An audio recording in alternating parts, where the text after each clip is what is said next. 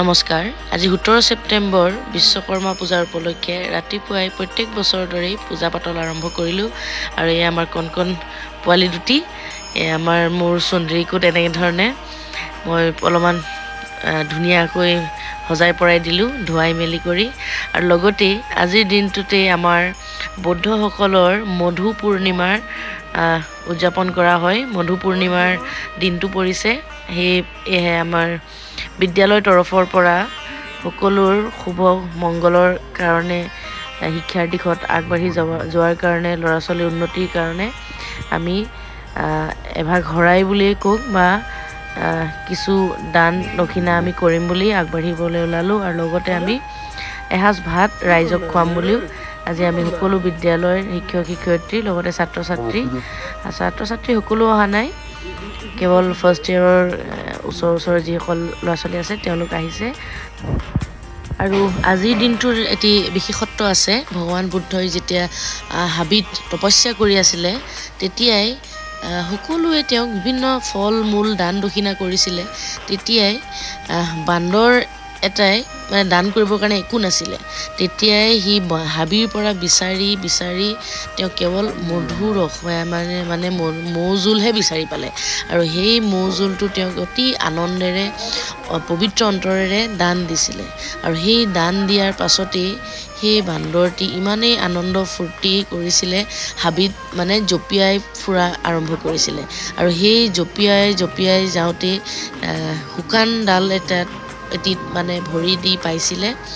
আৰু তেতিয়াই সেই শুকান ডালটি ভাঙি তেওঁ তলত পৰিছিলে আৰু তেওঁ নিৰ্বাণ প্ৰাপ্তি হৈছিলে মুক্তি পাইছিলে তেওঁৰ জীৱনটোৰ পৰা তো সেয়ে আজিৰ দিনৰ বিশেষত্ব যে আজিৰ দিনত মৌজোল আমি দান কৰিব লাগে আৰু তেনেধৰণে আমি মৌজোলো দান কৰিছোঁ আৰু কলপতৰো আপোনালোকে দেখি পাইছে তো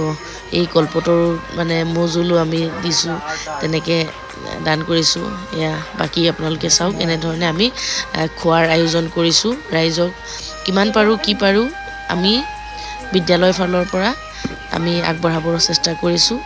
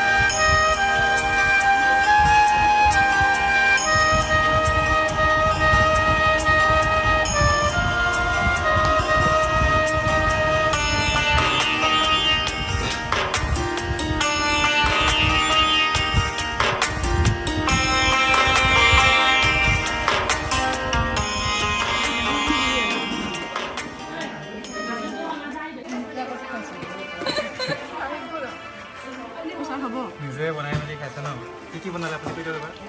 আমি এহে ফ্ৰাই কৰিম আপুনি কি বনালে অকল এইটো বনাইছে আৰু একো নাজানে জানো মানে আমি সেইটো চান্স নাপালে পিছত বিদাৰি ঠিক আছে মই কেটাৰিঙত আছিলোঁ আপুনি কি বনালে কেটাৰিং পাৰ্টি ক'ৰবাত যোৱা মানে আগত বিয়া হোৱাত গৈছা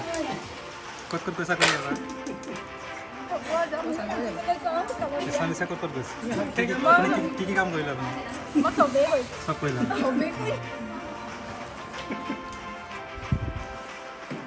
আপুনি কি কৰিলে ৰঙালাও ফ্ৰাই কৰিলে আৰু দিয়া মেলা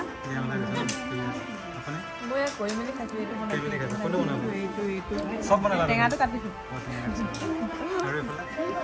মই দিয়া মেলা গৈছে মই দিয়া কি হ'ল কপালত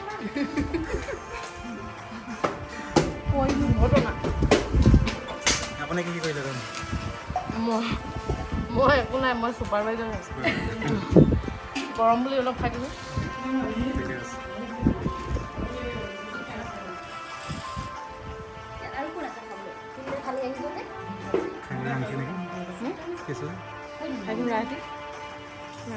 আপুনি কি কৰিলে আপুনিতো 5টাতে আহিলে যে এতিয়া বহিছোঁ আৰু খাব কালিৰ পৰা লাগি আছোঁ মেইন কাৰিকৰ আহিছে ডিঙি চবতকৈ লাষ্টত বহি লওক এইফালে এজনে খাই আছে মেইন খাওঁ এজনে দিয়ে